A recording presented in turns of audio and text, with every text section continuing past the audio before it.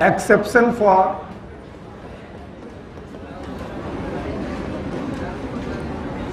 dihybrid cross.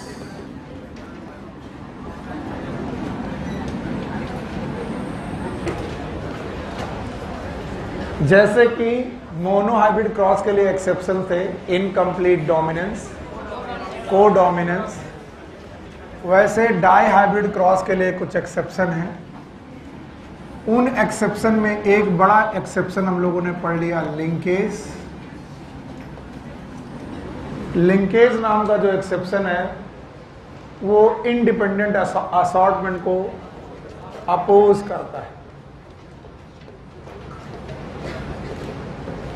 तो ये question कई बार पूछा गया है कि मेंडल का कौन सा लॉ है जो पूरी तरीके से सही नहीं है। It is the third law known as independent assortment, जो हर जगह लागू नहीं होता। सो मेंडल का जो तीसरा लॉ है वो हर जगह पर लागू नहीं होता, क्योंकि इंडिपेंडेंट असॉर्टमेंट कई बार गलत साबित हो जाता है, और गलत तब साबित होता है जब जीन आपस में लिंक हो। तो कल मैंने बोला था अगर कुछ भी नहीं समझ में आया तो इतना समझो कि लिंकेज का मतलब है एक ही क्रोमोसोम में प्रेजेंट सारी जीन आपस में क्या कहलाती हैं, लिंक्ड जीन, और इस प्रोसेस का नाम लिंकेज। इसी लिंकेज के बाद हमारे पास एक छोटा सा टॉपिक आता है known as polygenic inheritance.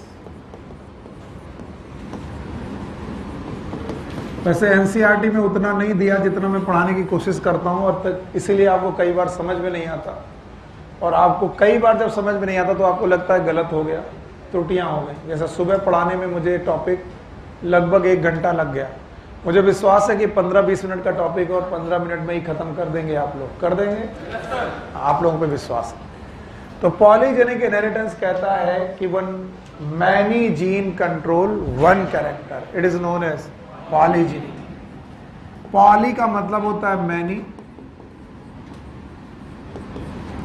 Genic का मतलब होता है gene. When 2 or more than 2 gene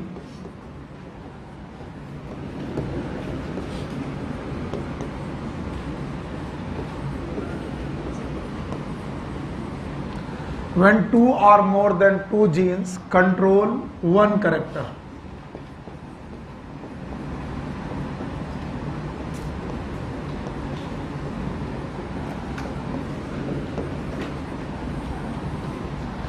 जब 2 या 2 से ज्यादा जीन एक कैरेक्टर को कंट्रोल करते हैं, इस कंडीशन का नाम है पॉलीजेनिक इनहेरिटेंस। 2 बढ़िया एग्जाम्पल हैं इसमें, एक है human height,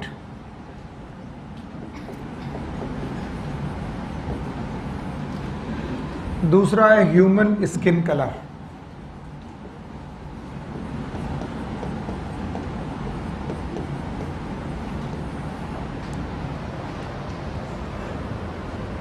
polygenic inheritance Mendel के डाई हाइब्रिड क्रॉस या मोनोहाइब्रिड क्रॉस का अपोज क्यों करता है, उसकी 2 वजह है। पहली वजह मैं आपके सामने लिख रहा हूं। मेंडल कहते थे किसी भी कैरेक्टर के 2 डिस्टिंक्ट ट्रेट मिलते थे। जैसे अगर आप हाइट को कंसीडर करें तो मटर के पौधे में या तो बंदा टॉल होता था या तो डॉर्फ, बीच का कोई मतलब नहीं है कि आधा टॉल आधा डॉर्फ या कम टॉल या कम डॉर्फ। तो 2 डिस्टिंक्ट ट्रेट थे, या तो टॉल या तो डॉर्फ। अभी वो फ्लावर कलर लेते थे तो ऐसा कोई बीच का कलर नहीं आता था, फ्लावर कलर में भी डिस्टिंक्ट कलर आते थे, या तो वायलेट और या तो व्हाइट एटसेट्रा। वो जितने भी कैरेक्टर लेते थे, हर कैरेक्टर के 2 अल्टरनेट ट्रेट मिलते थे और डिस्टिंक्ट मिलते थे। लेकिन ना तो ह्यूमन हाइट के साथ ऐसा है कि बंदा परफेक्ट टॉल हो और परफेक्ट डॉर्फ हो, ऐसा नहीं है।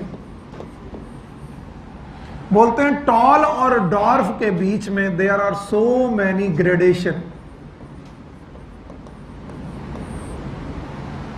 हर तरीके का ग्रेडेशन मिल सकता है। अगर एक एंड पर आप 8 फुट 6 इंच के बंदे को रखते हो जो दुनिया का सबसे लंबा आदमी है, 8 फीट 6 इंच, और इधर आप लगते हो लगभग 1.5 से 2 फीट की कोई लेडी है जो दुनिया की सबसे छोटी लेडी है, तो इसका मतलब ये नहीं कि दुनिया में 2 ही तरीके के लोग हैं, या तो 2 फीट का या फिर 8 फुट 6 इंच का, ऐसा नहीं। आप 2 फीट से चले जाओ, हर तरीके का आदमी मिलेगा आपको, 2 से 2.5, पौने 3, 3, सवा 3, 3.5, 4, सवा 4। क्यों भाई साहब, आपकी हाइट कितनी है? 5 फुट 4 इंच, 5 फुट 5 इंच। कितने लोग हैं? हाथ उठाओ। वाह। 5 फुट 6 इंच, 5 फुट 7 इंच, और कुछ लोग हर बार उठा रहे हैं। 5 foot 8 inch, 5 foot 9 inch, 5 foot 10 inch, 5 foot 11 inch, 6 foot. वाह यार, 6 फुट वाले खड़े हो। 6 फीट वाले खड़े हो, गुड यार। और आप 6 फीट हो, फिर से नापो 3 बार। तुम भी 6 फीट हो, उनसे लंबे तुम हो। अच्छा, 6 foot 1 inch, 6 foot 2 inch, 6 foot 3 inch Amitabh Bachchan. अच्छा, मैं 5 फुट 10 इंच और सब राजन 4 फुट।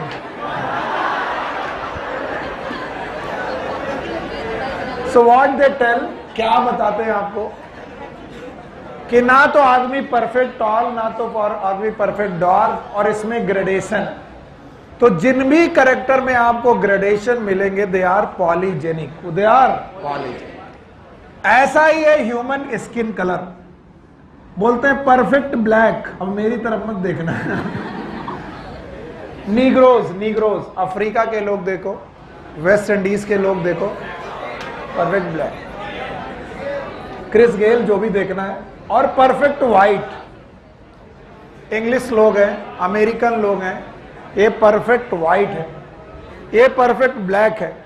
और बीच में आते हैं एशिया के लोग, जिनको ब्राउन बोलते हैं। अंग्रेजी में ब्राउन बोलते हैं, हमें ब्राउन है नहीं है, हम में हर तरीके का कलर मिलेगा। लोग ऐसे बोलते हैं, मम्मी हमेशा ऐसे बोलते, बेटा तुम काले नहीं, तुम सांवले हो।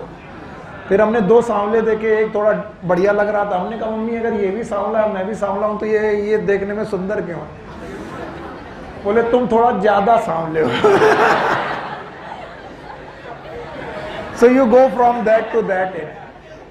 मजाक नहीं है, टाइम वेस्ट हो जाएगा, सुबह भी वेस्ट हुआ है, वेस्ट मत करिए। राजन खड़े हो, खड़े।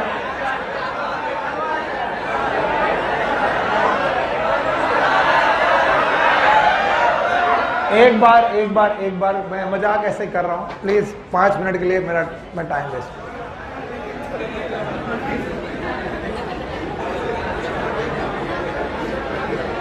नहीं करूंगा, नहीं पर्सनल हो जाता वो, बेटर। 2 बातें बहुत चालू होती, सॉरी यार ऑनलाइन वाले बच्चों, आज थोड़ा मूड अजीब है। तो 2 बातें अक्सर होती हैं कि अक्सर हमारे हॉस्टल में लोग जब बैठते होते थे और सुबह ब्रश नहीं करते थे, और जब बिना ब्रश किए चाय पी लेते थे, तो मैं कहता था ब्रश क्यों नहीं किया? तो बोलते थे यार शेर कभी ब्रश नहीं करता। एक दिन मेरा दोस्त बैठा था, कहता सुअर भी नहीं करता।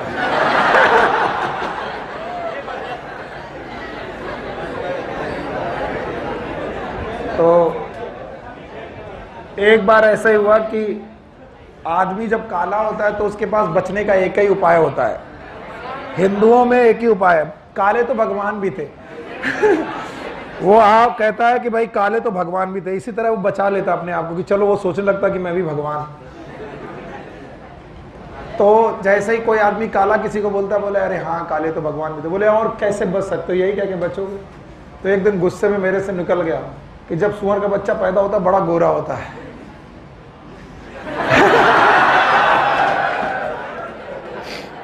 It's not personal.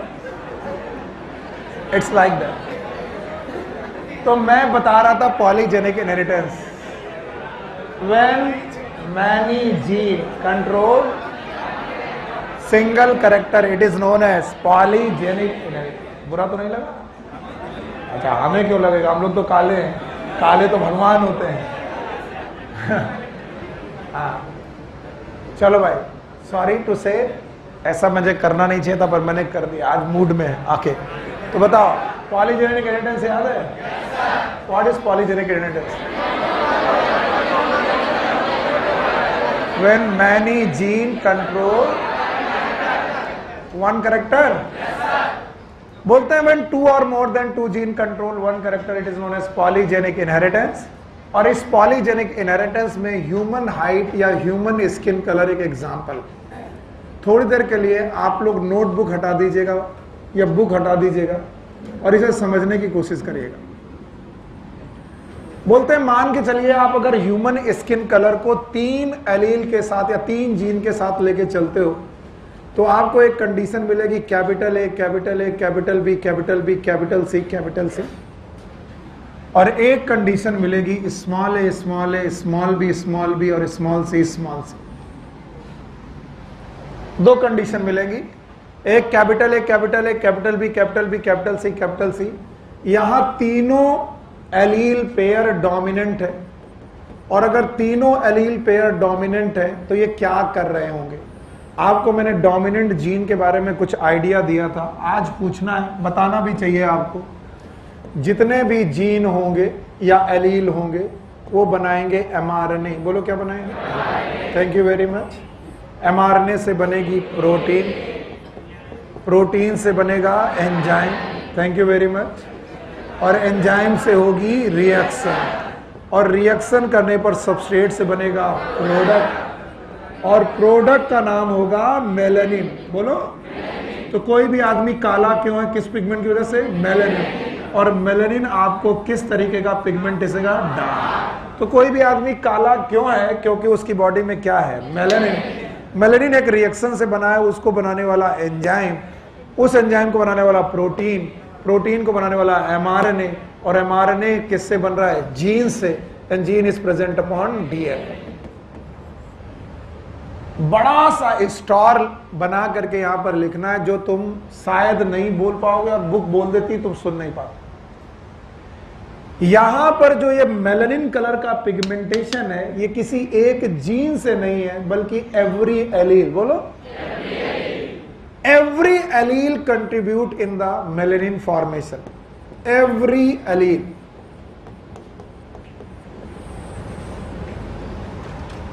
तो अगर मैं बोलूं कि यहां पर जो कालापन आया है वो 6 एलील से आया कि 3 एलील से?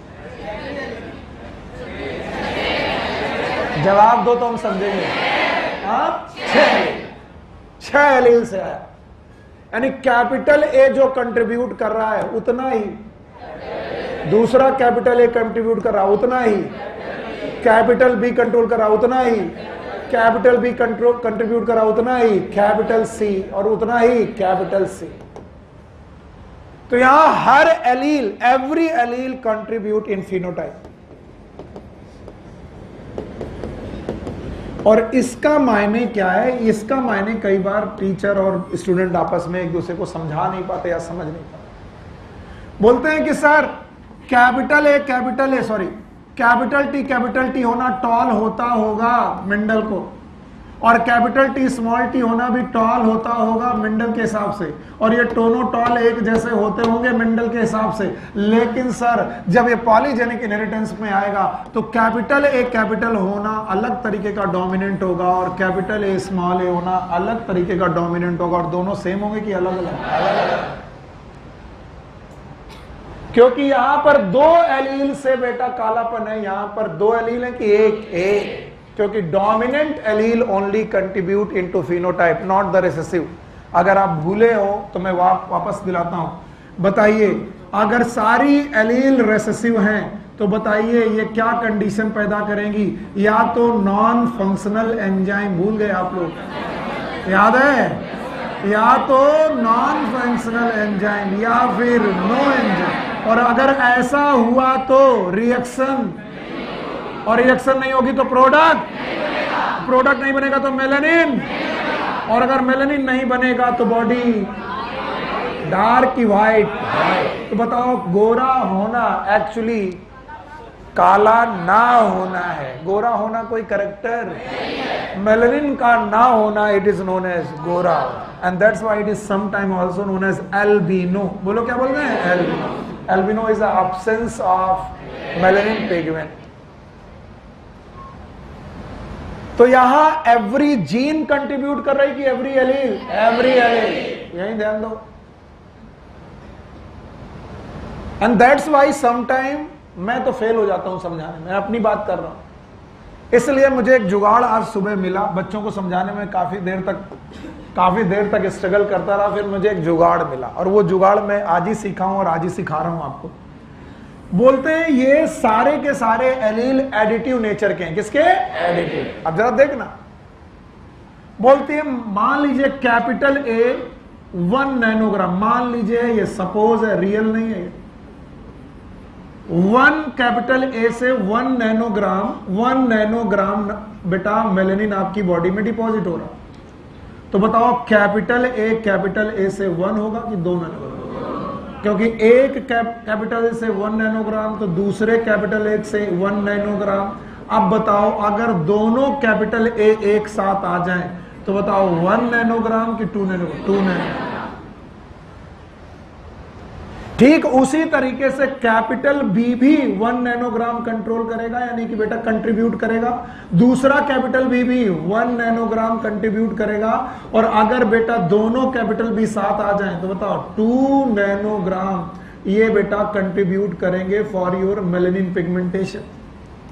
एंड लाइकवाइज सी भी बेटा 1 नैनोग्राम कंट्रीब्यूट करेगा, दूसरा सी भी 1 नैनोग्राम कंट्रीब्यूट करेगा, और इस तरीके से अगर कैपिटल सी आ जाए तो 2 नैनोग्राम ये भी कंट्रीब्यूट करेगा।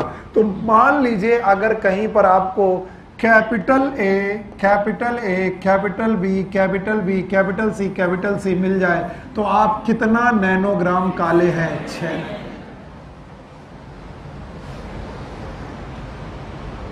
अब बताइए अगर आपको स्मॉल ए, स्मॉल बी, स्मॉल सी मिल जाए तो बताइए ये 0 कंट्रीब्यूट करेगा, साथ में ये 0 कंट्रीब्यूट करेगा, और ये भी 0 कंट्रीब्यूट करेगा। बताइए यहां पर कोई भी डोमिनेंट एलील है कि नहीं है? नहीं है। तो बताइए आपके पास मेलानिन पिगमेंट होगा कि नहीं होना है? तो परफेक्ट ब्लैक और perfect white, and this is a perfect black. अब ध्यान सुनिए अगला पॉइंट। बोलते हैं क्या होगा सर जब कैपिटल ए, कैपिटल बी और कैपिटल सी आएगा? तो मैं बोलूंगा यहां 6 नैनोग्राम था, यहां 5 नैनोग्राम होगा। तो बोले सर क्या होगा जब capital A, capital B, small B, capital C होगा? यहां भी 5 नैनोग्राम होगा। क्या होगा सर जब capital A, capital B, capital C, small C होगा? यहां भी 5 नैनोग्राम होगा। तो बोलेंगे चाहे ये जीनोटाइप ले लो, चाहे ये जीनोटाइप ले लो, चाहे ये जीनोटाइप ले लो, तीनों का फिनोटाइप सेम, क्योंकि तीनों में कितने एलील हैं जो कंट्रीब्यूट कर रहे हैं? 5। अगर कभी भी 5 एलील कंट्रीब्यूट कर रहे हैं तो उनके कालेपन में वेरिएशन आएगा कि similarity.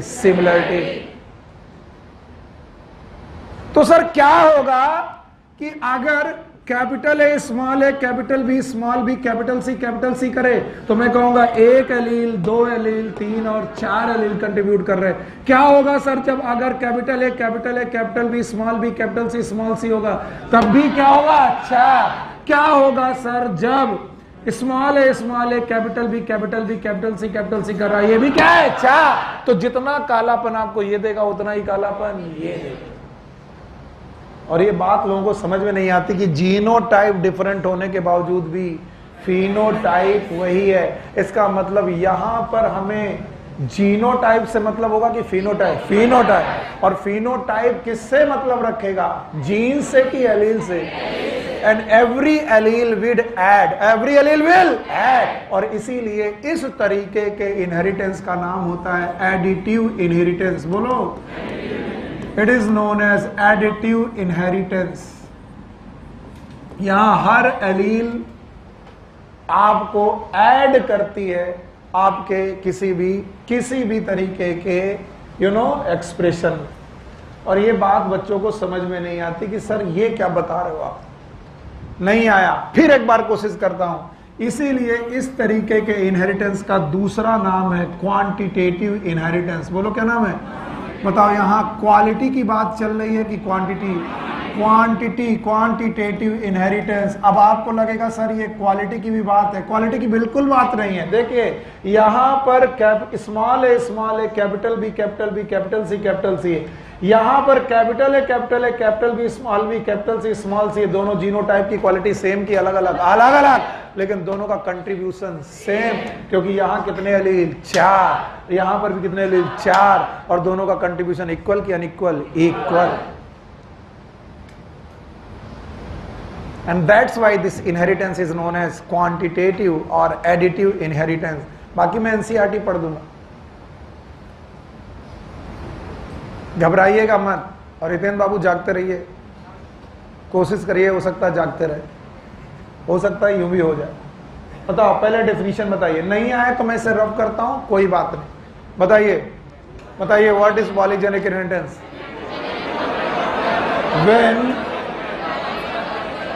two or more than two gene control single character, it is pleiotropy or polygenic? Polygenic। और पॉलीजेनिक इनहेरिटेंस में हर जीन ऐड करती कि हर एलील?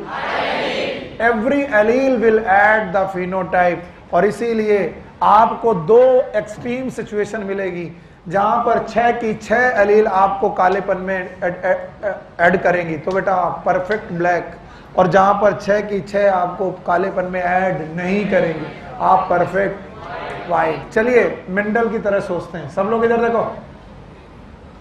मेंडल कहते थे कि अगर आप प्योर ब्रीड लो, capital A capital B capital C, और दूसरा प्योर ब्रीड लो स्मॉल ए स्मॉल बी स्मॉल सी। पहले मैं दोनों के फिनोटाइप आपसे जानना चाहूंगा, आप मेरी मदद करिए। बताइए ब्लैक की व्हाइट, ब्लैक की व्हाइट, ब्लैक। अब बताओ इन दोनों के क्रॉस करने पर F1 क्या आना चाहिए? दोनों पेरेंट का कैरेक्टर किसी एक का, लेकिन इसने गैमीट बनाया capital A capital B capital C. इसने गैमीट बनाया स्मॉल ए स्मॉल बी स्मॉल सी। बच्चा क्या पैदा हुआ? Capital A capital B small B capital C small c. Homozygous के हेटेरोजाइगस? लेकिन ए जीन डोमिनेंट है, बी भी डोमिनेंट है, सी भी डोमिनेंट है। तो बताओ ए भी डोमिनेंट, बी भी डोमिनेंट, सी भी डोमिनेंट, यहां पर भी डोमिनेंट, तो इनका और इनका डोमिनेंस एक ही जैसा आना चाहिए, पर ऐसा आया? बताइए ये रहा परफेक्ट ब्लैक, ये रहा perfect white, it is intermediate. फिर से बोलो। और इसी कुछ गुणों की वजह से ब्लेंडिंग इनहेरिटेंस दुनिया से खत्म नहीं हो पा रही है, क्योंकि skin colour is a perfect example of blending inheritance. अरे सर अगर आप कह रहे हो कैपिटल टी होना टॉल है, तो कैपिटल टी स्मॉल टी होना भी टॉल होना चाहिए, और होता है। लेकिन जब पॉलीजेनिक इनहेरिटेंस की बात आती है तो कैपिटल ए होना और कैपिटल ए स्मॉल होना सेम बात है कि अलग अलग है। अदरवाइज जितना काला ये था उतना ही काला इसे होना चाहिए था। यस और नो? क्यों? क्योंकि इसमें जीन ऐड कर रही कि allele? Allele. So every allele will add on your phenotype. तो मैं यहां पर वो लाइन लिख दे रहा हूं जो एनसीईआरटी में लिखी मिलेगी। Every allele add on phenotype, और that's why it is also known as additive inheritance. And that's why it is also known as quantitative inheritance.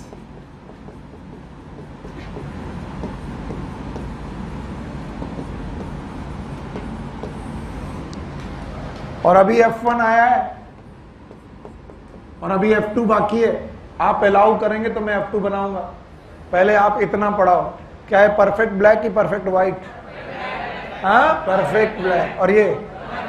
और ये परफेक्ट ब्लैक की इंटरमीडिएट। अब ऐसे 2 लोगों की आपस में शादी करा दो जो इंटरमीडिएट कलर रखते हैं। अब मैं देखूंगा आपको क्या आया, बताइए ये क्या है, capital A small A, capital B small B, capital C small C. इनका मीटिंग करा दी गई, capital A, capital B small B और कैपिटल सी स्मॉल सी का। सोना मत, मैं कोशिश कर रहा हूं कि आ जाए आपको। बताओ यहां पर कितने प्रकार के gamete? 2 to the power 3, 2 to the power 3, 8 gamete mail और 8 गैमीट फीमेल। कितने प्रोजनी? 64। 64 प्रोजनी बनेगी। कितनी? 64। और ये जो 64 प्रोजनी होंगी उनका अगर जीनोटाइप निकालने गए तो तुम मरोगे। सर कैसे मरेंगे? सर पहले जीनोटाइप निकालते हैं। बताओ क्या डाई हाइब्रिड क्रॉस का जीनोटाइप याद है?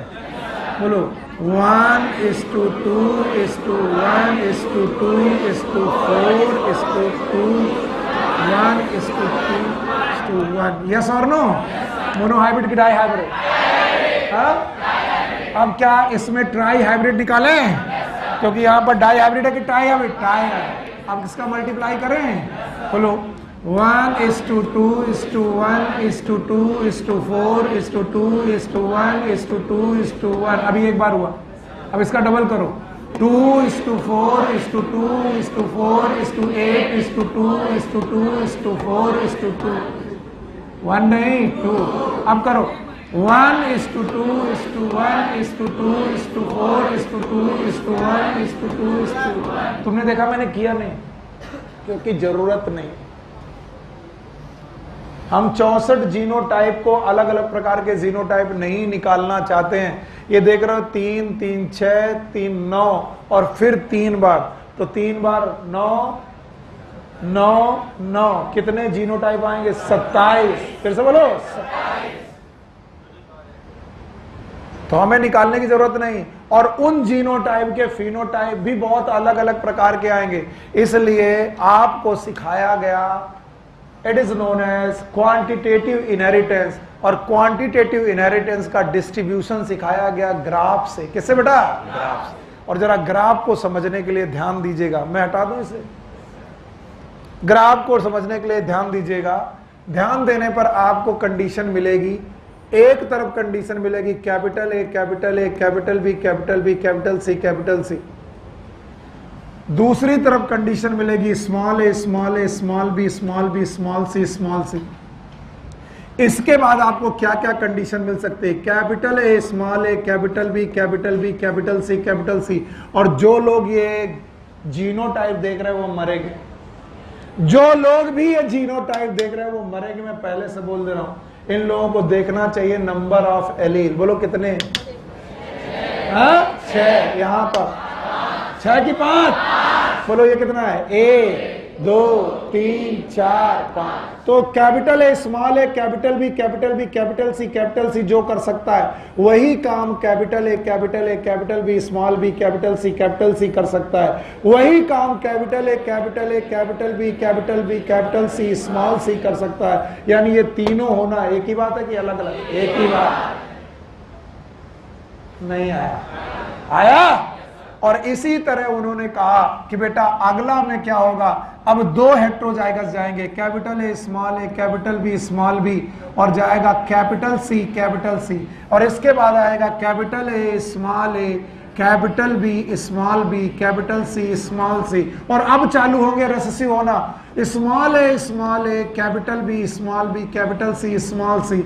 अब आएगा स्मॉल ए, small B, capital C, small C. और फाइनली स्मॉल ए, स्मॉल बी, स्मॉल सी। तो कुल मिलाकर के आपको जीनोटाइप काउंट करने का मन करे तो अपने मन को मनाना करना बेकार है। काउंट करना, काउंट एलील करने। क्या करने? एलील। अब बताओ यहां पर कालेपन को कितने लोग कंट्रोल करे? 6। यहाँ 4, यहाँ 3, यहाँ 2, यहाँ 1, यहाँ 6। तो जहां पर कंट्रीब्यूशन 0 है वहां पर मेलानिन में 0 होगा? No sir. और इस तरीके से ऐसे मेंबर जो मिलेंगे बेटा वो परफेक्ट ब्लैक की परफेक्ट और इस तरीके की। तो यहां 6 क्या है? नंबर की एलील। फिर से बोलो तो यहाँ कालेपन को कितने लोग? 6, यहाँ 5, यहाँ 4, यहाँ 3, यहाँ 2, यहाँ 1, यहाँ 0। तो बोलते हैं जो लोग ये गिनेंगे वो लोग फिर से गिने। बताइए यहाँ पर कितने एलील ब्लैक कर रहे हैं? यहाँ पर, यहाँ पर, यहाँ पर, यहाँ पर, यहाँ पर और यहाँ पर। और बोलते हैं इसका एक रेशियो होता है जो हर बार सेम आएगा। It is 1:6 15 20 15 6 1। यानी एक बंदा ऐसा मिलेगा जो परफेक्ट काला होगा उस क्रॉस में, और एक बंदा ऐसा मिलेगा जो परफेक्ट गोरा होगा उस क्रॉस में। किस क्रॉस में? F1 के क्रॉस में। 6 बंदे ऐसे होंगे जिनमें कालापन 5 एलील से होगा। 6 बंदे ऐसे होंगे जिनमें कालापन 1 एलील से होगा। अगले 15 बंदे ऐसे होंगे जिसमें कालापन 4 डोमिनेंट एलील से होगा। अगले बेटा 15 ऐसे होंगे जिसमें 2 एलील से कालापन होगा। और 20 बंदे ऐसे मिलेंगे जिनमें 3 एलील से कालापन मिलेगा। और इसलिए ये आपको एक ग्राफ शेप में मिलेगा, और इस ग्राफ को बेल शेप कंट्रीब्यूशन बोलते हैं, जिसमें 1 इज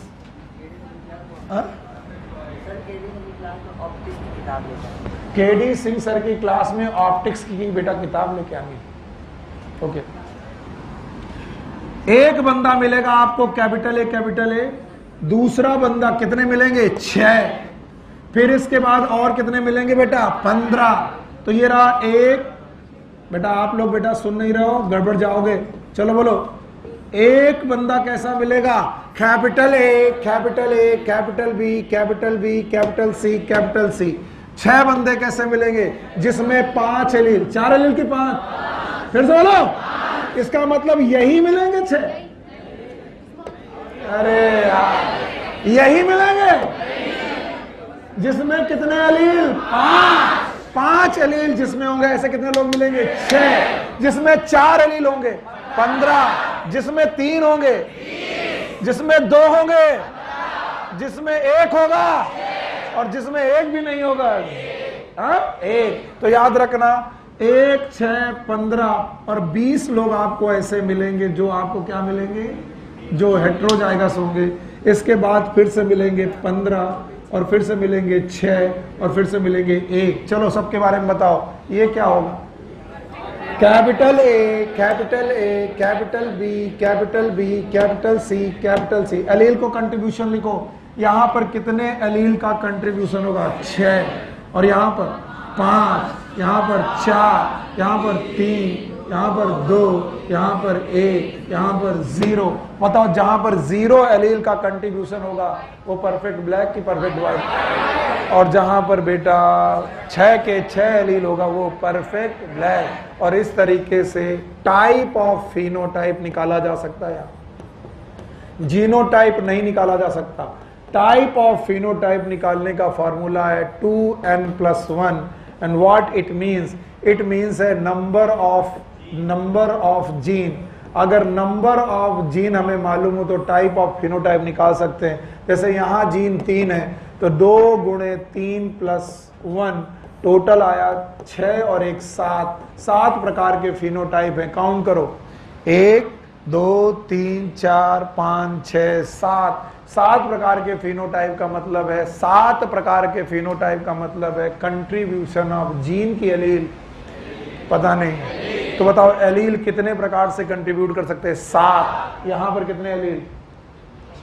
6। 7 प्रकार। यहां कितने एलील? 6। तो 7 प्रकार में से एक प्रकार 6 है, दूसरा प्रकार, तीसरे प्रकार में 4 एलील, चौथे प्रकार में, 5वें में 2, और 6ठे में 1, और 7वें में no allele can contribute the colouration.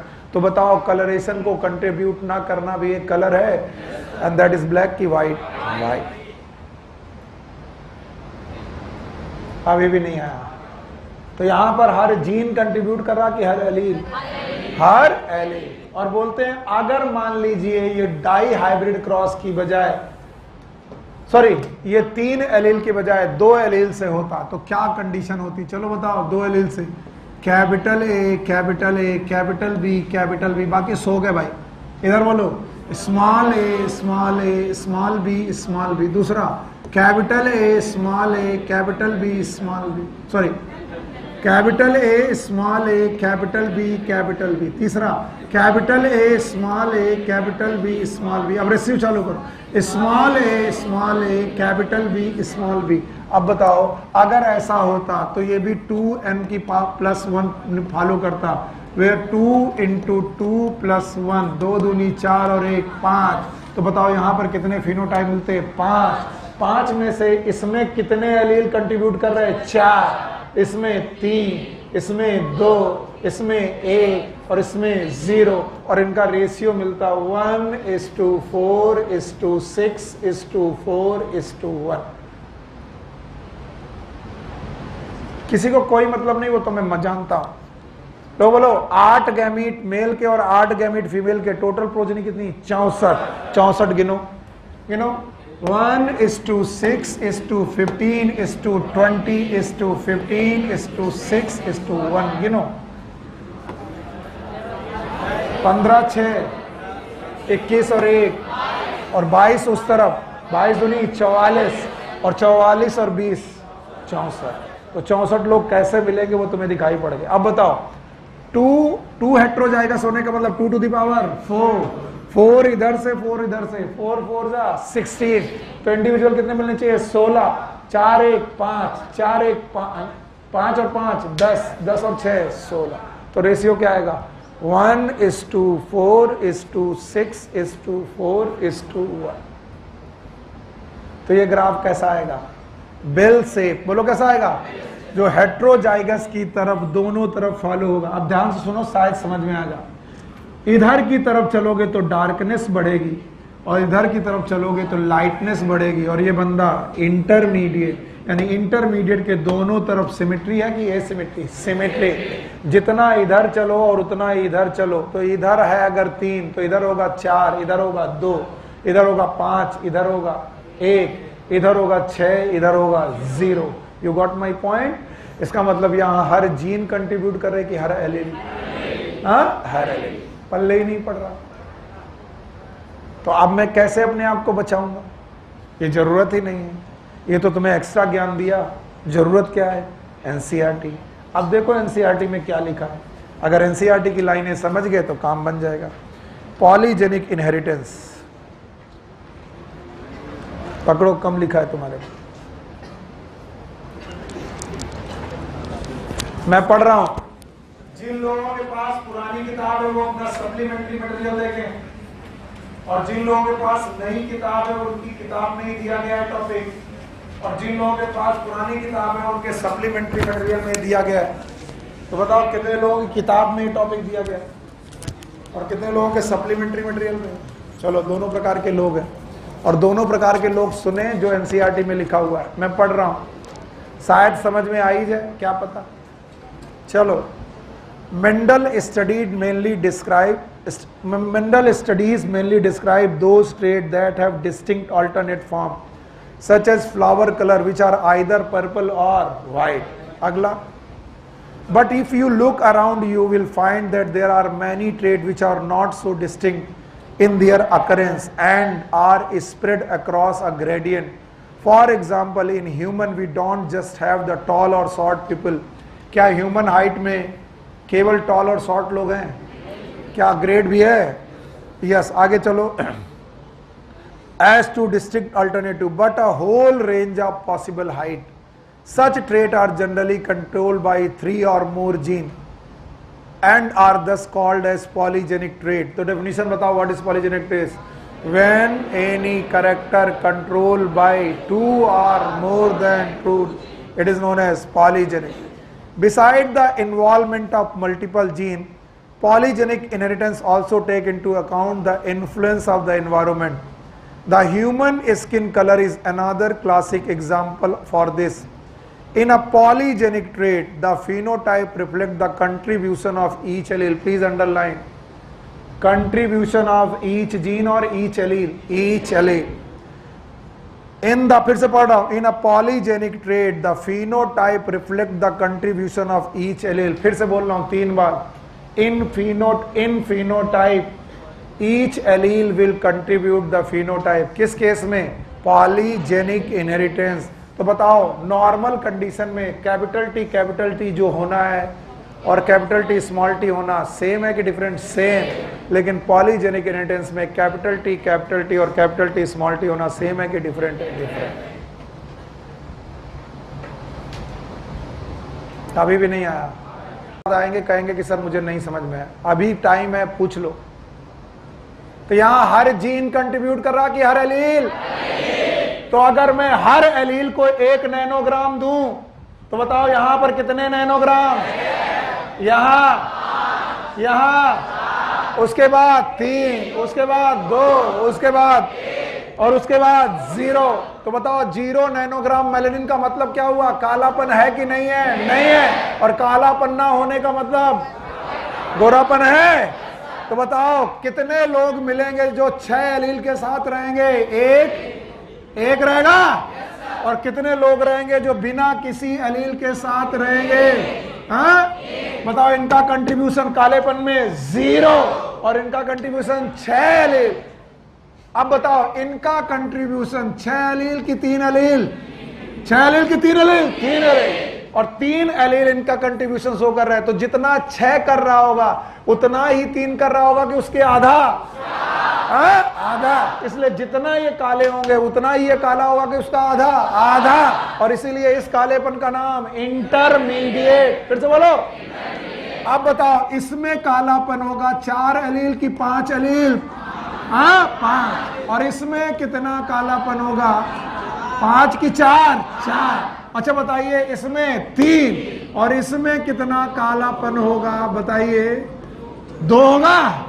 और इसमें कितना कालापन होगा? बताइए 1। और इसमें 0। तो यहां पर हम लोग एलील देखेंगे कि उनके द्वारा ऐड किया गया।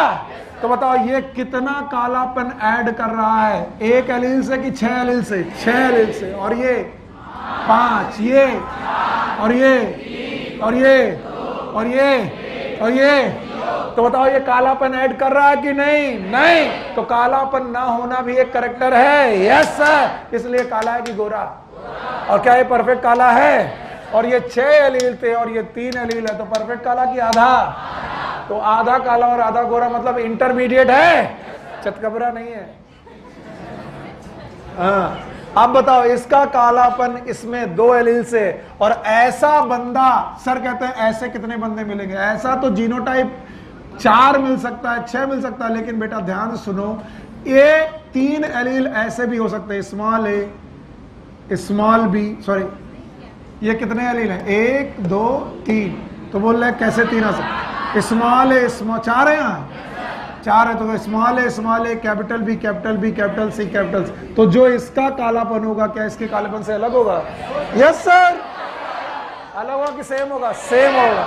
इसीलिए कई बार इनके जीनोटाइप को फिनोटाइप से बेटा कर पाना नामुमकिन है। तुम कहोगे यहां पर तो सर 2 हेट्रोजाइगस है, यहां पर 1 होमोजाइगस और 2 होमोजाइगस डोमिनेंट है। तो यहां पर जीन देखेंगे कि एलील। फिर से वही लाइन पढ़ रहा हूं। In polygenic trait the phenotype reflect the contribution of each allele. The effect of each allele is additive. कैसा है? Additive. To understand this better let us assume that 3 gene A, B, C control the skin color. In human with dominant form capital A, capital B and capital C responsible for dark skin color, and recessive form have small a, small b, small c for light skin color.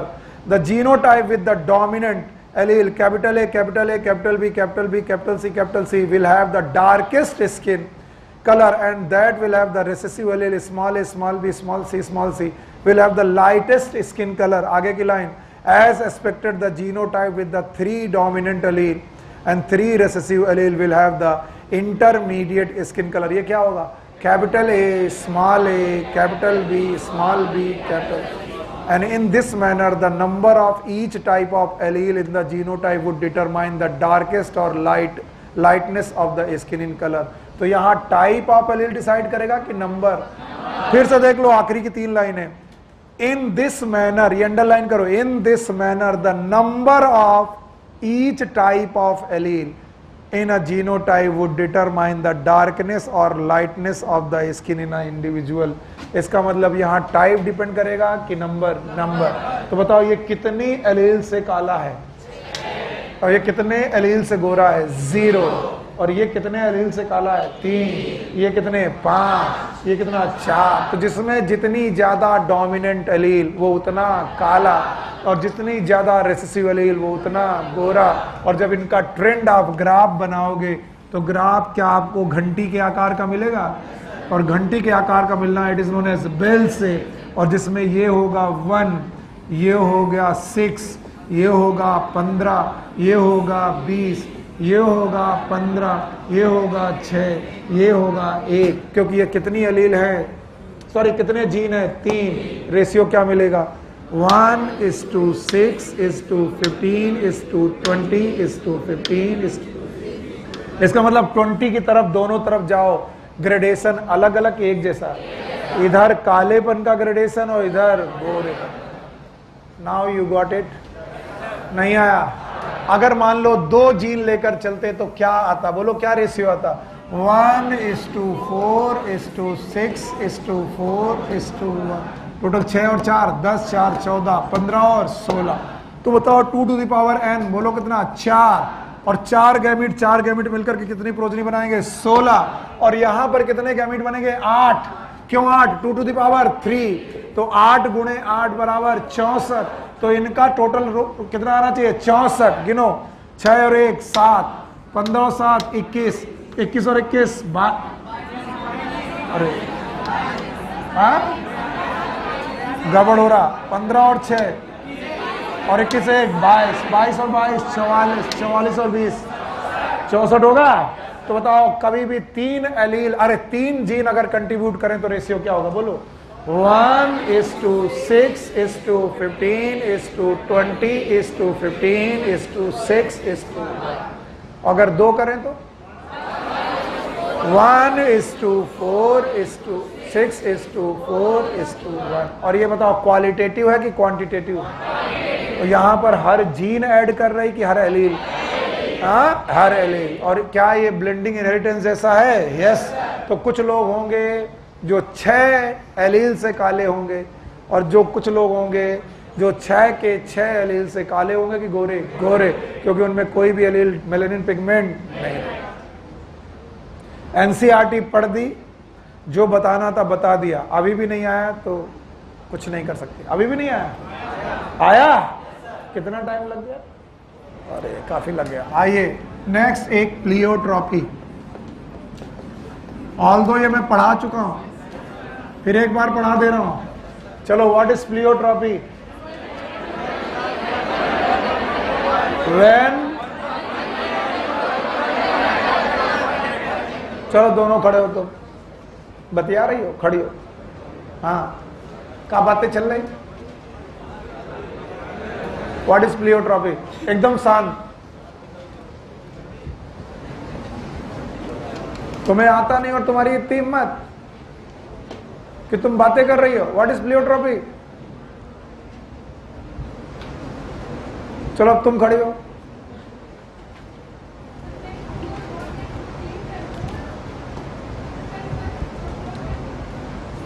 हाँ, तुम्हारी सहेली बताने की कोशिश कर रही थी. तुम खड़ी हो बगल में.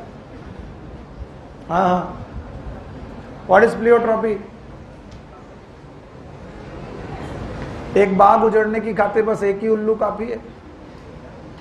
और अल्जामे गुलिस्ता क्या होगा? हर शाख पे उल्लू बैठा है.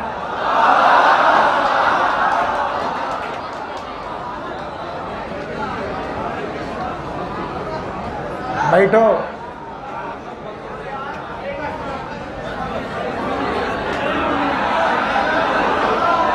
क्या कह रहे? Once more. उल्लुओं को समझ में नहीं आता.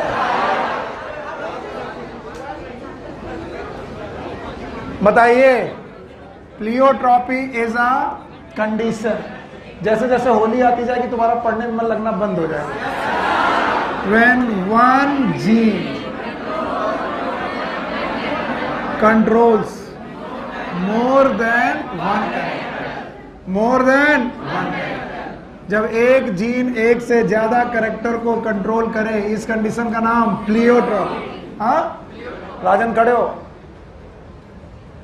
कैपिटल बी जीन स्टार्च बनाती थी, capital B small b starch बनाती थी, स्मॉल बी इनएफिशिएंट स्टार्च बनाती थी।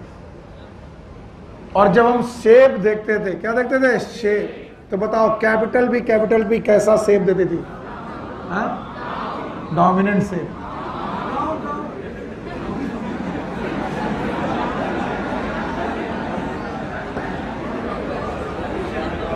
तुमने वैसा जवाब दिया जैसे लोग देते हैं। जब डोमिनेंट देख लिया बोले डोमिनेंट शेप। एक फादर ने अपने बच्चे से पूछा कि बेटा एक्वेरियम में कितने मछलियां और कितने मछला हैं? तो बच्चा काफी देर तक सोचता रहा, बोला पापा जो तैर रही हैं वो मछलियां, जो तैर रहे हैं वो मछला है।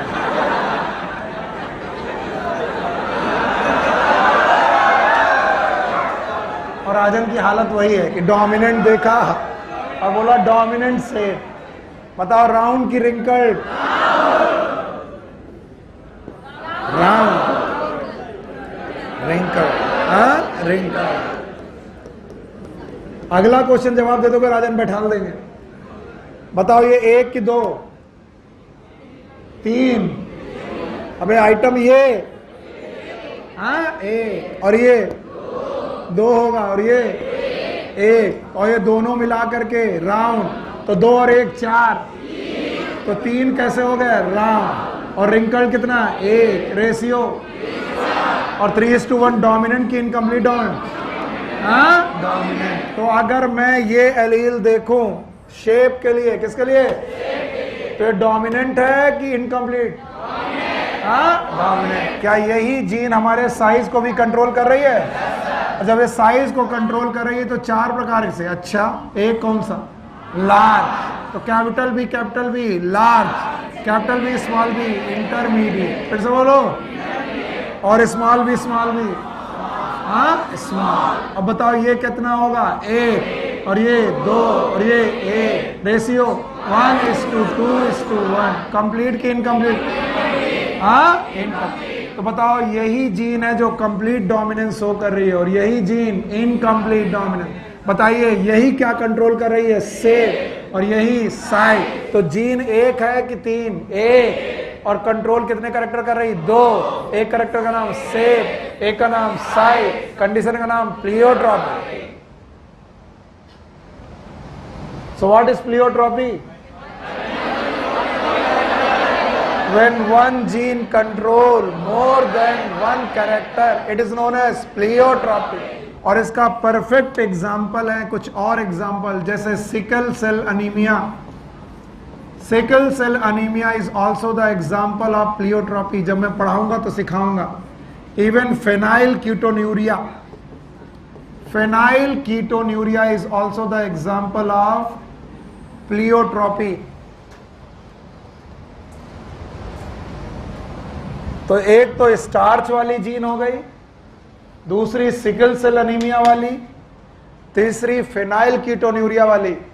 और इसमें फेनाइल कीटोन्यूरिया को इस पैराग्राफ में एक्सप्लेन किया गया। So I am going to describe phenylketonuria in detail. चलो अब बता दोगे व्हाट इज प्लियोट्रॉपी?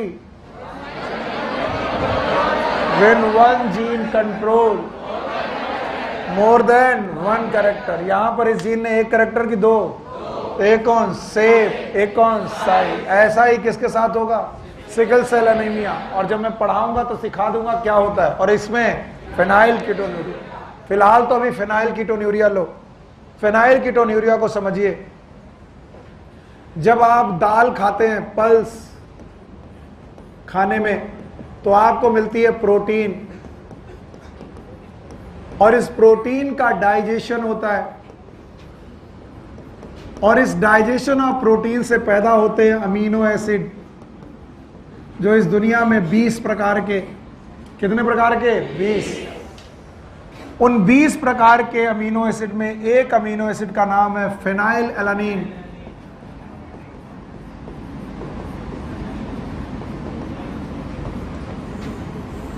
तो अगर मैं पूछूं आपकी बॉडी में फेनाइल एलानिन कहां से आया, तो आप बोलोगे फूड से। आपने खाना खाया, दाल खाई, प्रोटीन मिली, डाइजेशन हुआ, अमीनो एसिड मिला और फिनाइल एलानिन नाम का एक अमीनो एसिड आपकी बॉडी में आ गया। अब ये फिनाइल एलानिन अमीनो एसिड बड़े काम का अमीनो एसिड है, क्योंकि ये आपको टायरोसिन बना करके देता है। टायरोसिन दूसरा प्रकार का अमीनो एसिड है जो फिनाइल एलानिन से बनता है। चूंकि टायरोसिन हमारी बॉडी में बन जाता है, इसलिए इसेंशियल की नॉन इसेंशियल? Non essential. जो हमारी बॉडी बना ले और जो ना बना पाए। तो बताओ, टायरोसिन हमारी बॉडी में बन जाता है? Yes sir. इसलिए इसेंशियल की नॉन। और ये टायरोसिन बड़े कमाल का है। 3-4 कमाल तो मैंने पहले ही सिखाए। ठाकुर साहब खड़े हो, इसका नाम सुने हो? T3 और T4।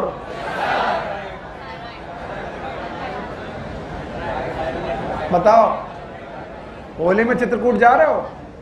इधर आओ, इधर आओ। कुछ दिन आते हो, कुछ दिन नहीं आते, क्यों? हाँ, तबीयत खराब थी? अब की बार जब भी पापा या मम्मी या कोई गार्जियन आए तो हमको यहां पर मिलवाओ। कल आए थे, अगली बार जब भी आएंगे हमसे मिलवाओगे, ठीक? और गुटखा भी खाने लगे? आ करो, आप खाने लगे बेटा?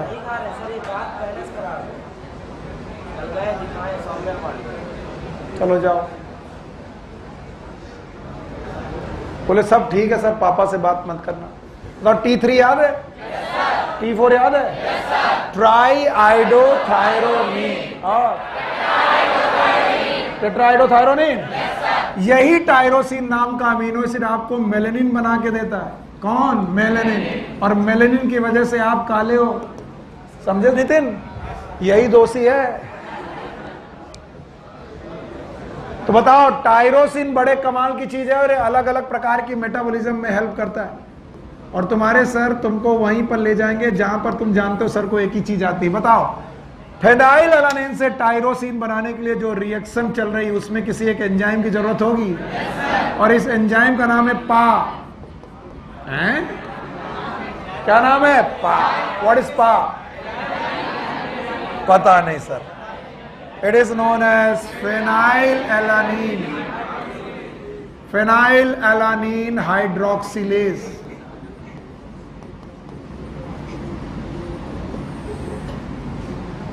बोलते हैं अगर ये एंजाइम है तो इसको बनाने के लिए वी नीड प्रोटीन।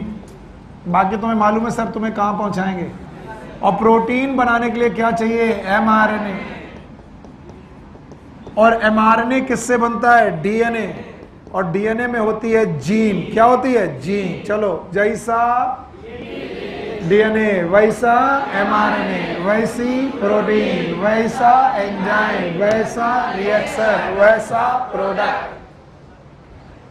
अब सुनो, कुछ लोगों में ये जीन खराब हो जाती है, डिस्टर्ब हो जाती है, बेकार हो जाती है, मैल फंक्शनिंग हो जाती है। और अगर जीन मैल फंक्शनिंग हो गई तो आगे की चीजें रुक जाती हैं। mRNA नहीं बनता, प्रोटीन नहीं बनती, एंजाइम नहीं बनता, तो हम खाना भी नहीं खाते। हाँ? खाते हैं। खाना थोड़ी ना छोड़ देंगे, खाना खाते हैं। और क्या मिलता है?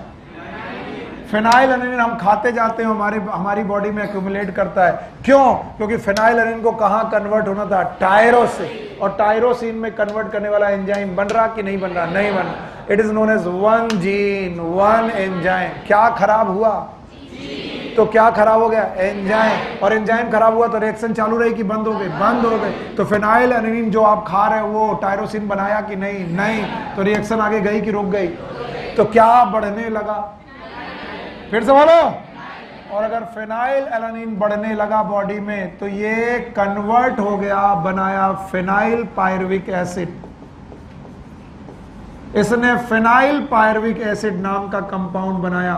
और भाइयों बहनों, यही फिनाइल पायरुविक एसिड आपकी ब्रेन में गया और ब्रेन में जाने पर आपको मेंटल रिटार्डेशन कर दिया। बच्चों को अक्सर ये मेंटल रिटार्डेशन कर देता है। और चूंकि बेटा फिनाइल एलानिन ने टायरोसिन बनाना बंद कर दिया है, तो टायरोसिन बनाना बंद कर दिया तो मेलेनिन बनाना बंद हो गया होगा। इसके लिए reduction in body colouration, body के कलर में रिडक्शन हो जाएगा, बॉडी का कलर गड़बड़ होने लगेगा, रिडक्शन इन हेयर कलरेशन,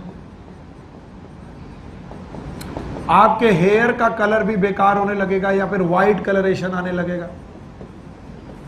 और साथ में यही pyruvic acid, phenyl pyruvic acid के कंपाउंड यूरिन में पास होने लगेंगे। और मैंने आपको मिया और रिया पढ़ाया था। Whenever there is a mia related with blood, whenever it is ria it is urine. और इस बीमारी का नाम होगा फेनाइल कीटोन्यूरिया, फेनाइल कीटोन्यूरिया। तो बताइए फेनाइल कीटोन्यूरिया से क्या क्या गया? ब्रेन रिटार्ड हुआ, reduction in body colour, reduction in hair colour. तो एक जीन गड़बड़ होने से एक साथ कई कैरेक्टर गड़बड़ाए। इसका मतलब ये जीन एक कैरेक्टर को कंट्रोल करती थी कि मैनी, और इस वजह से ये क्या शो करती थी? फेनाइल क्या प्रो करती थी? Pleiotropy. What is pleiotropy? When one gene control more then one character. बीमारी का नाम फेनाइल कीटोन्यूरिया। और बेटा समझ के चलिए, ये क्वेश्चन कई लोगों को समझ में नहीं आता, फिर बोलते हैं सर एक बार और पढ़ाइए। चलो, जैसा वैसा वैसी वैसा। एक डीएनए का जीन खराब हुआ, क्या खराब हो गया? एंजाइम। कौन सा एंजाइम? Phenyl एनानीन hydroxylase. कौन सा एंजाइम? तो बताओ, एक जीन खराब होने से एक एंजाइम खराब हो गया। एंजाइम का नाम फेनाइल एनानीन हाइड्रोक्सिलेज। आगे की रिएक्शन हुई कि नहीं हुई? और नहीं हुई तो बताओ टायरोसिन बना कि नहीं बना? तो बॉडी का कलर काला हुआ कि व्हाइट होने लगा? और बताओ हेयर का कलर भी व्हाइट। और ये डिपॉजिट होने लगा कहाँ? ब्रेन में। तो क्या होने लगा? Mental retardation. और बताओ फेनाइल डिपॉजिट हुआ कि pyruvic acid? Phenyl pyruvic acid, इसलिए मेंटल रिटार्डेशन होने लगा। और इस वजह से आपने देखा आपके एक कैरेक्टर में दिक्कत आई कि मैनी। इसका मतलब ये जीन एक कैरेक्टर को कंट्रोल कर रही थी कि मैनी, और इस तरीके से इसे क्या बोला गया? प्लियोट्रॉपी। हटा दें।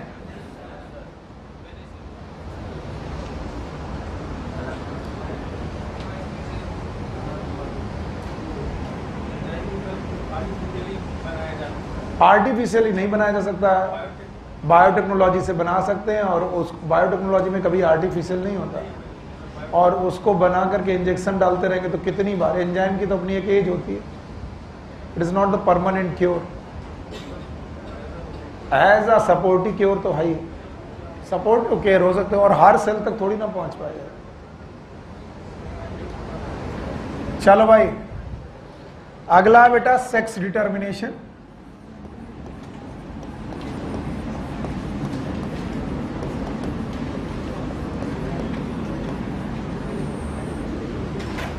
एकदम शांत। बोलते हैं सेक्स डिटर्मिनेशन जब तक नहीं बेटा ढूंढा गया कि सेक्स कैसे पता चलता है, कौन मेल हो जाता है कौन फीमेल हो जाता है। बहुत सारे बायोलॉजिस्ट और बहुत सारे जूलॉजिस्ट के लिए ये एक बड़ी खतरनाक बात थी। लोग समझ नहीं पाते अचानक कोई बच्चा मेल कैसे हो जाता है और अचानक कोई बच्चा फीमेल कैसे हो जाता है। आपको याद होगा मेंडल के बारे में कि मेंडल ने 1865 में अपना काम किया और कब तक रीडिस्कवरी नहीं हुई? 1900। फिर 1900 में जब रीडिस्कवरी हुई तो लोगों ने मान लिया कि हाँ मेंडल सही थे। क्यों? पता नहीं। अरे जागो यार, क्या मान लिया 1900 में? क्योंकि 1900 में कम्युनिकेशन इजी हो गया था, इंस्टाग्राम आ गया था। फिर क्योंकि क्या ढूंढा जा चुका था? क्रोमोसोम। फिर से बोलो। तो जब तक क्रोमोसोम की डिस्कवरी नहीं हुई तब तक सेक्स डिटर्मिनेशन, पहचान पाना कि सेक्स में कौन मेल होगा कौन फीमेल होगा, बहुत बड़ा इशू था। इशू को डील कर रहे थे एक साइंटिस्ट, इनका नाम है हैंकिंग। अपनी बुक में अंडरलाइन कर लेना। सन था 1891। अब बताओ 1891 में क्रोमोसोम डिस्कवर हो चुका? भूल गए? कब डिस्कवर हुआ है? 1900। तो बताओ हैंकिंग जब काम कर रहे थे तब क्रोमोसोम डिस्कवर थे कि नहीं? नहीं।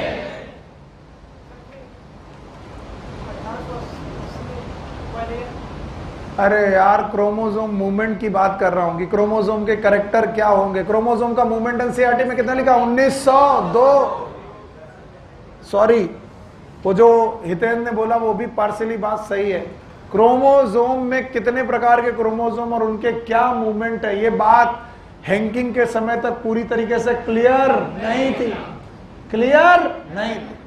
तो हैंकिंग क्या देख रहे थे कि कुछ इंसेक्ट है, देयर आर सम इंसेक्ट, और ये कहानी सबसे पूछूंगा मैं, इसलिए सुन लो।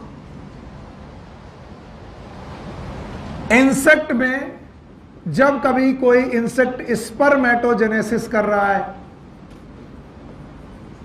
स्पर्मेटोजेनेसिस कौन करता है? मेल की फीमेल? हाँ, मेल। तो वो देखते हैं कि स्पर्मेटोजेनेसिस में जो स्पर्म नाम की सेल है, you know that sperm are cell. अगर आपको ये भी नहीं मालूम है तो फिर बहुत बड़ा मुश्किल है, मैंने गलत पढ़ाया आपको। स्पर्म भी क्या होता है? सेल।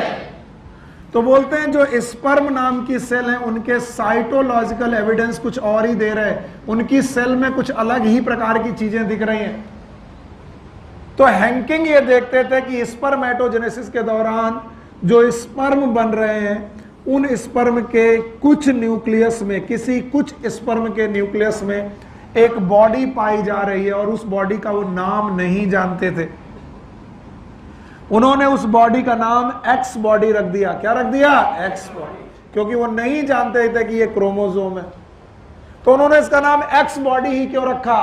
क्योंकि हर वेरिएबल को हम लोग एक्स मानकर ही चलते हैं। जब आप अलजेब्रा सॉल्व करते हो क्या मान के चलते हो? माना एक्स, माना तुम्हारी एज एक्स है और फिर एक्स को बेटा डिस्क्राइब करते हो। तो वो नहीं जानते थे कि ये कौन सी बॉडी है, नहीं जानने वाले को उन्होंने वेरिएबल मानकर उसका नाम एक्स बॉडी रख दिया। मीनवाइल हैंकिंग ये भी देखते थे कि हर स्पर्म के साथ ऐसा नहीं है, कुछ स्पर्म ऐसे हैं कि वो एक्स बॉडी है ही नहीं उसमें। ये देखते थे कि उसमें एक्स बॉडी नहीं है।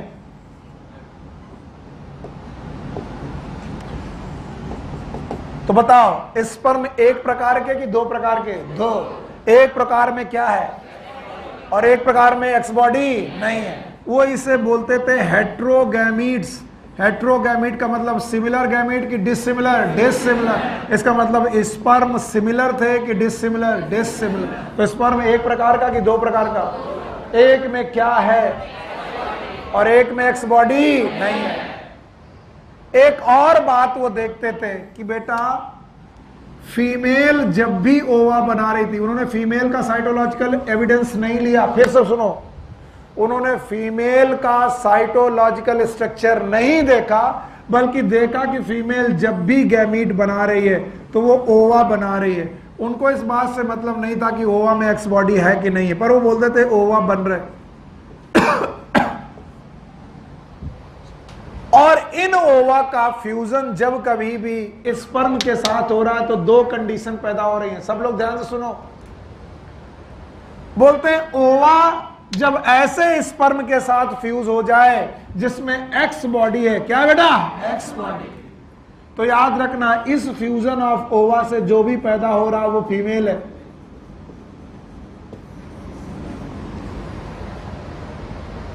और ओवा अगर किसी ऐसे स्पर्म के साथ फ्यूज हो जाए जिसमें एक्स बॉडी नहीं है तो वो कहते थे कि भैया इसके पास इससे जो बच्चा पैदा होगा वो क्या होगा? मेल। और वो बड़ा हतप्रभ थे। इस कहानी में किसी ने भी एक्स क्रोमोसोम डाला, वो बर्बाद कर दिया पूरी कहानी, क्योंकि बेटा हैंकिंग को नहीं मालूम था कि x body is a chromosome. तो पहले इस कहानी को सुनाओ। ईयर, साइंटिस्ट का नाम, क्या देख रहे थे? स्पर्मेटोजेनेसिस। और स्पर्म एक प्रकार के कि दो प्रकार? एक में कौन सी बॉडी है? X body. और एक में एक्स बॉडी। जो एक्स बॉडी वाला है वो अगर ओवा के साथ फ्यूज करे, किसके साथ? ओवा के साथ। फीमेल गैमेट के साथ फ्यूज करे तो क्या पैदा होगा? फीमेल। और जिसमें एक्स बॉडी नहीं है वो अगर ओवा के साथ फ्यूज हो करे तो मेल। ये जो इतना रहस्यमय लग रहा है ये बहुत आसान हो गया जब क्रोमोसोम की डिस्कवरी हो गई। और क्रोमोसोम की डिस्कवरी के बाद लोगों ने कहा कि क्रोमोसोम बेटा किसी की बॉडी में दो प्रकार के होते हैं, एक का नाम होता है ऑटोसोम। बोलो क्या नाम?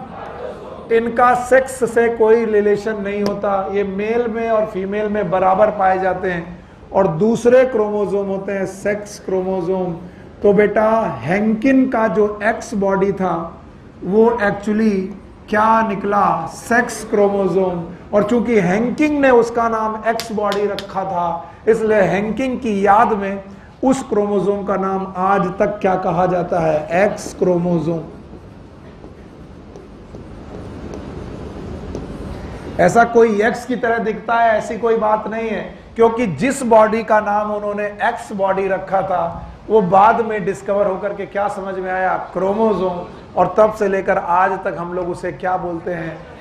X chromosome. और जब ये कहानी खुली तो ये बहुत इजी हो गई। बोलते हैं कैसे इजी हो गई? इजी ऐसे हो गई कि बेटा अब आपको मेल और फीमेल अलग अलग दिखने लगे। बोला जाने लगा कि बेटा जो मेल हैं उनके पास एक्स और ऑटोसोम है। इधर देखिए कि जो मेल हैं इंसेक्ट, उनके पास ऑटोसोम के अलावा, किसके अलावा? एक एक्स क्रोमोसोम है। कितना? एक। और बेटा एक एक्स क्रोमोसोम की जगह पर दूसरी जगह पर एक्स क्रोमोसोम नहीं है। इस कंडीशन को बोला गया X O. What is X? X chromosome. What is O? Zero. तो बताओ इनके पास ऑटोसोम के अलावा एक पेयर्ड क्रोमोसोम है कि अनपेयर्ड? अनपेयर्ड। और फिर बोला गया जो फीमेल है उसमें ऑटोसोम के अलावा, ऑटोसोम पेयर के अलावा दो एक्स क्रोमोसोम है। इसका मतलब एक्स क्रोमोसोम पेयर्ड है कि अनपेयर्ड? पेयर्ड। तो किसमें पेयर्ड है? हाँ? और किसमें अनपेयर्ड है? मेल में। इसलिए जब भी मेल गैमीट बनाएगा तो याद रखना इनके पेयर अलग होंगे, और पेयर अलग होंगे तो ऑटोसोम का पेयर ऑटोसोम से अलग हो जाएगा और एक्स अपने अनपेयर्ड से अलग हो जाएगा। तो एक जगह पर ऑटोसोम के साथ क्या आएगा? एक्स। और एक जगह पर केवल क्या आएगा? ऑटोसोम। क्योंकि ओ होना कोई वजह नहीं है। O is not a chromosome. O का मतलब जीरो। तो बताओ स्पर्म कितने प्रकार के बनेंगे? दो। एक जिसमें ऑटोसोम के साथ क्या होगा? X chromosome. और एक जिसमें केवल क्या होंगे? ऑटोसोम। इधर। और तुम वहां पर कैसे बैठ गए? यहीं पर बैठा करो।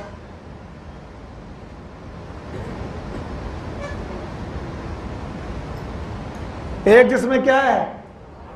ऑटोसोम के साथ एक्स क्रोमोसोम, और एक जिसमें केवल क्या है? ऑटोसोम। इसका मतलब उसकी जगह पर एक्स क्रोमोसोम की जगह कुछ है? नहीं है। बोलते हैं ओ क्रोमोसोम। ओ क्रोमोसोम मतलब जीरो। तो बताओ कितने प्रकार के गैमीट? दो। एक कौन? Autosome plus x chromosome. और यहां पर ऑटोसोम। तो बताओ स्पर्म एक प्रकार का कि दो प्रकार का? दो। और इसीलिए होमोगैमीट के हेट्रोगैमीट? हाँ, हेट्रोगैमीट। और जब आप फीमेल देखोगे तो फीमेल बेटा हर गैमीट में ऑटोसोम के साथ एक्स क्रोमोसोम लाएगी, ऑटोसोम के साथ एक्स क्रोमोसोम लाएगी। तो मान लीजिए किसमें एक क्रोमोसोम की कमी होगी? पता नहीं। क्या यहां ऑटोसोम, यहां ऑटोसोम है? बराबर है। यहां पर कितने एक्स क्रोमोसोम है? दो। और यहां पर एक। तो बताओ एक एक्स क्रोमोसोम की कमी किसमें है? मेल। तो male will be the divide of one chromosome with respect to male. Female, female में एक क्रोमोसोम ज्यादा और मेल में एक क्रोमोसोम कम। और इसलिए फीमेल के सारे गैमीट एक जैसे। इट इज होमोगैमेटिक की हेट्रोगैमेटिक? और इस कंडीशन को इन्होंने होमोगैमेटिक कहा। अब अगर कहते हैं मैं सारे ऑटोसोम हटा दूं तो क्या होगा? यहां का ऑटोसोम, यहां का ऑटोसोम, यहां का ऑटोसोम। अगर मैं ऑटोसोम को कंसीडर करना बंद कर दूं तो स्पर्म में एक स्पर्म में एक्स होगा और एक स्पर्म में एक्स नहीं होगा। This condition is known as XO condition. बोलो क्या? XO condition. और यहां पर दोनों ओवा में क्या होगा? एक्स। और बोलते हैं जब ओवा सारे एक जैसे और स्पर्म दो प्रकार के, तो आइए प्रोजनी बनाएं। प्रोजनी पुनेट स्क्वायर से बनाना आसान होता है। बताइए मेल के स्पर्म कितने प्रकार के? दो। एक कौन? एक्स, दूसरा ओ, जिसमें एक में एक्स क्रोमोसोम, एक में ओ क्रोमोसोम। एक में ऑटोसोम के साथ एक्स और एक में केवल।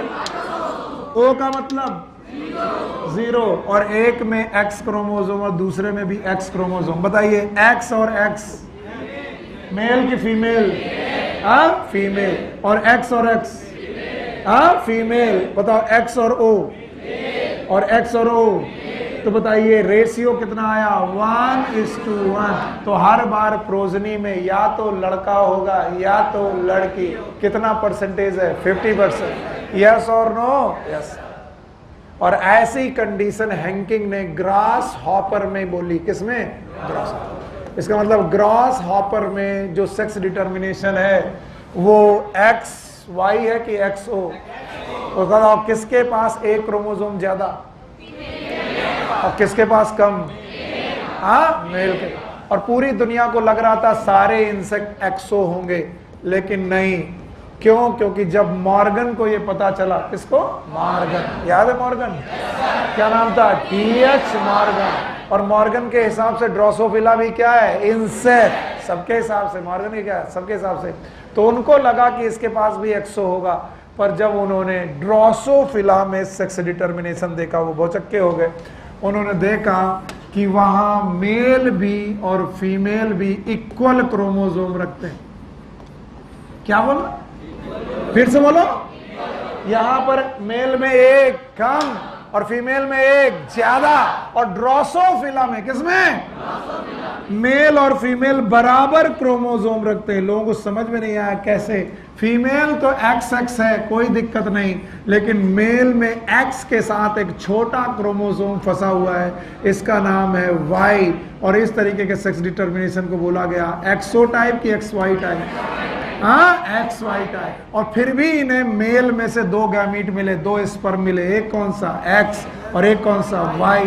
और फीमेल में सारे क्रोमोसोम एक जैसे, X और X। तो बताइए मेल हमेशा होमोगैमेटिक की हेट्रो? होमो। और फीमेल? तो बताओ फीमेल के सारे ओवा अलग अलग की एक जैसे, और मेल के अलग अलग, या तो XO या तो XY। ग्रास हॉपर में XO और ड्रोसोफिला में।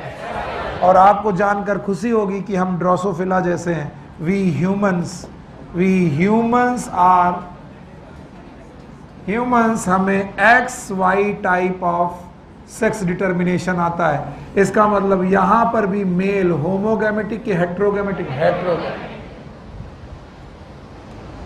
आप उतनी देर से देख रहे हो, मेल के पास एबिलिटी है कि वो एक प्रकार का गैमेट बनाए कि दो, या तो XO या तो XY। बताओ ग्रास हॉपर? बताओ ड्रोसोफिला? Human being? XY। इसी क्रम में जब और भी जानवर देखे गए, और भी एनिमल देखे गए, इस क्रम में सबसे खतरनाक निकली बर्ड्स। और बर्ड्स में क्या खतरनाक कंडीशन है? बर्ड्स में फीमेल जो है वो हेट्रोगैमेटिक है। Female is heterogametic. अभी तक आप किसको हेट्रोगैमेटिक देख रहे थे? मेल। और बर्ड्स में फीमेल हेट्रोगैमेटिक है और मेल होमोगैमेटिक है। यानी मेल हमेशा एक जैसा गैमीट बनाएगा और फीमेल बेटा दो प्रकार की गैमीट बनाएंगी। और ये बाकी लोगों से अलग डिफरेंशिएट करने के लिए यहां पर साइन बदल दिए गए। साइन बदलना हमारे क्रम में हमारे पास है। और फीमेल को बोला गया दे आर ZW टाइप। कैसे रहेगी? और मेल को बोला गया Z टाइप। बताओ तो बर्ड्स में बताओ कौन सा तरीका है? XO XY की ZW? ZW। अगर तुम बर्ड्स की फीमेल के पास जाओ तो वो बोलेंगे मेरे पास दो प्रकार के गैमीट, एक Z और एक W। और अगर तुम मेल के पास जाओ तो वो कहेंगे हमारे पास एक प्रकार के गैमीट। बोलो कौन? Z। तो सारे स्पर्म अलग के एक जैसे, पर ओवा एक जैसे कि अलग अलग? तो बताओ ओवा दो प्रकार के, या तो Z या तो W। तो बताओ यहां पर किसके गैमीट हेट्रो हैं? फीमेल के। और किसके होमो है? मेल के। अब अगर आप यहां पर प्रोजनी बनाने की कोशिश करो तो यहां पर डिटरमाइन कौन करेगा? मेल की female? Female. ZW। Sperm Z Z, बताओ जेड जेड मेल की फीमेल, पता नहीं, हाँ Z Z, Z W, Z W female. इतना सब पढ़ाने के बाद, इतना सब पढ़ाने के बाद एनसीईआरटी फिर वापस लौटती है और कहती चलो मेल में या फिर ह्यूमन में सेक्स डिटर्मिनेशन एक बार और सीखो। पता है क्यों? क्योंकि वो आपको साइंस नहीं मोरल साइंस पढ़ाना चाहते, और वो मोरल साइंस में वो सेक्स डिटर्मिनेशन इन ह्यूमन पढ़ाना चाहते। वैसे तो मैंने सब कुछ पढ़ा दिया, लेकिन मैं आपसे पूछ लूं और फिर आप घर जाओ, सेक्स डिटर्मिनेशन इन ह्यूमन, बोलते हैं ह्यूमन में जो मेल है वो एक्स वाई है, और जो ह्यूमन में फीमेल है वो एक्स एक्स है।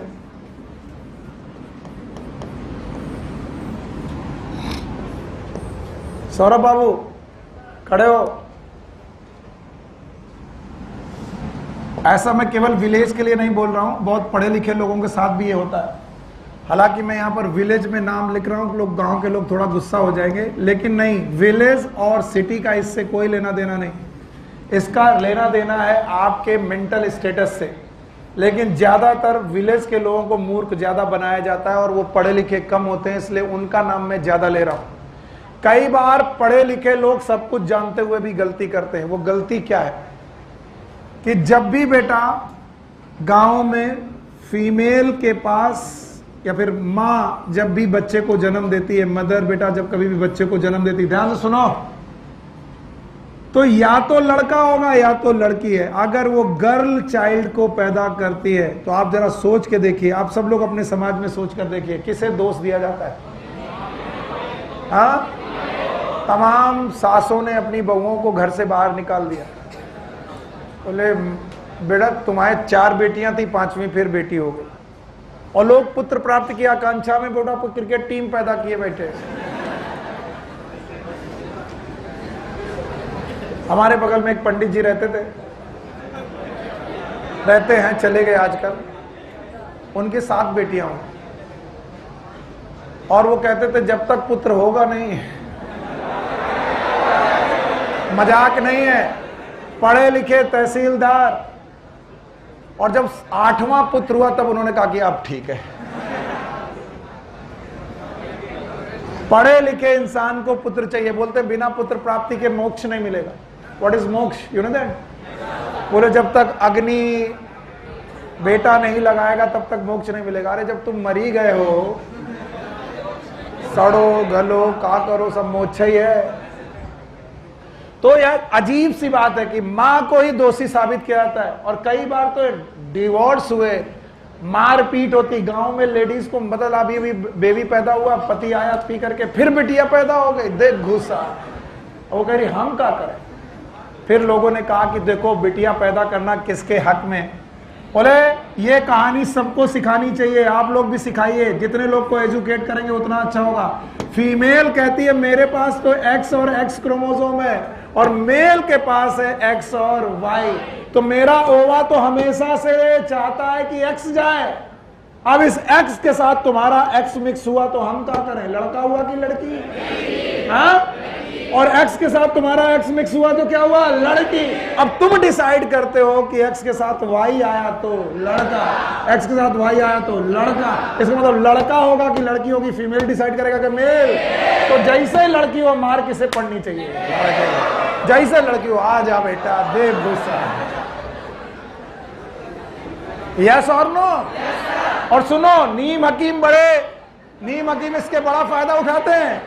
कैसे? भैया प्रोबेबिलिटी, एक क्वेश्चन परसों कोई मेरे पास एक क्वेश्चन लेके आया, उसने बोला सर 5 लड़कियां हैं, अब छठे लड़के होने की क्या प्रोबेबिलिटी? अरे पगले, सिक्का उछलेगा या तो हेड या तो टेल, लड़का या तो लड़की, तो हर बार प्रोबेबिलिटी कितनी परसेंट? 50%। और सुनील सर बेटा पढ़ाई लिखाई कराते बंद हो गए, बन गए बाबा। क्या बन गए? बाबा। और बाबा बन करके बैठे, कोई काम चल नहीं रहा, और बाबा बैठे, और बाबा जी बैठे हुए, तभी तक वहां पर एक बहुत बढ़िया सा एक लेडीज आई, बोले बाबा आप पहुंचे हुए लगते, बताओ लड़का होगा कि लड़की? लड़का चाहिए। हमने कहा तथास्तु, तुम्हें क्या होगा? लड़का, क्योंकि I am confident there is high probability. कितना? 50। कितना परसेंट? 50% प्रोबेबिलिटी होना इज अ लो प्रोबेबिलिटी क्या है? और बहुत ज्यादा प्रोबेबिलिटी है कि बेटा लड़का ही होगा और लड़की भी हो सकती है। लड़का और लड़की होने की प्रोबेबिलिटी इक्वल क्या? इक्वल। तो हमने कहा जाओ तथास्तु, लड़का ही होगा, और सौभाग्य से लड़का अब वो दौड़ के आई, बोले आपकी कृपा से। अब बाबा क्या कहते हैं? हाँ कन्या, मुद्रा। अब बाबा जी के ऊपर चढ़ावा आया, सेब, फल, पैसा, बड़े पहुंचे हुए बाबा है। अब ये बाबा ने एक बार तो मार लिया था, और दूसरे गांव की एक बिटिया और आई, उसने कहा बाबा लड़का हमको भी होना चाहिए। बोले तथास्तु, और हो गई लड़की। Because there is a equal probability of लड़का एंड लड़की। अब वो लाठी लेकर आए, बोले नहीं लाठी मारोगे नहीं, गड़बड़ है, तुमने पूजा सही से नहीं कराई, अब की बार पूजा ज्यादा लगेगी। उसने फिर से कोशिश करी, और फिर से अगली बार लड़का हो गया। बाबा फिर से पहुंचे हुए। वाह, ऐसे बाबा इस दुनिया में बहुत हैं। हाँ, तो दो चीजों से बचना है। सौरभ खड़े हो। पहली बात, किसी बाबा के पास जाना नहीं, और दूसरा, अगर किसी को मार पड़े तो अपने आप को जाकर के 2-3 डंडे लगाना, क्योंकि लड़का होगा कि लड़की होगा, it is a decide by male और फीमेल, मेल नॉट बाय। तो जितना साइंस जरूरी है उतनी मोरल्स। हरियाणा में जाओ, तुम्हें मिलेगा देखने को कि लोग लड़कियों को मार रहे हैं, पीटीसाइड कर रहे हैं, पता लगाते हैं कि लड़का होगा कि लड़की होगा, और गर्भ में मार दे रहे हैं। और तुम्हें लगता होगा हरियाणा में ये एवरीवेयर। आप एक बार एमबीबीएस करो, फिर आपके पास तमाम लोग आएंगे, बोले साहब डॉक्टर साहब कान में एक बात कहनी। बोलो हाँ बोलो। बोले डॉक्टर साहब क्या? साहब पैसा ले लो लेकिन बता दो कि। और अल्ट्रासाउंड एक बहुत अच्छा प्रोसेस है। अल्ट्रासोनोग्राफी में आप पता लगा सकते हो कि लड़का है कि लड़की, लेकिन आपने देखा होगा कि अस्पतालों में लिखा होगा यहाँ पर जन्म के पहले सेक्स डिटर्मिनेशन नहीं, लेकिन करते हैं लोग। आपको मालूम है दिल्ली में मैंने एक कहानी सुनाई है बेटा, एक डॉक्टर साहब थे, वो लिखते थे 16 और 19, 16 नंबर फाइल, 19 नंबर फाइल। इस पे तो क्राइम पेट्रोल भी बना। और 16 नंबर फाइल का मतलब होता था 1B, बी मतलब बॉय, और इट इज 1G गर्ल। तो वो बताते ही नहीं थे कि लड़का है कि लड़की, बोले ये 16 नंबर फाइल। अब लोग पुलिस वाले भी आ गए तो अच्छा कोई 16 नंबर फाइल होगी। बाद में चला 16 नंबर फाइल का मतलब है 1 इज 1 और 16 में 6 इज B। तो जिस फाइल में 16 नंबर लिखा है वो लड़का है, उसकी अल्ट्रासोनोग्राफी में क्या हो रहा है? लड़का। और जिसमें 1G लिखा है लड़की। फिर एक दिन पकड़े गए और इतना मारे गए कि न लड़का बचे। ओके, सो आज जुम्मा है, टाइम हो गया, तो जुम्मा मुबारक, टेक केयर, गुड लक। और सुनो, ये जो क्वेश्चन बुकलेट है ये आप कल लेकर के आएंगे, ठीक है? इस क्वेश्चन बुकलेट को कल कराएंगे हम आपसे।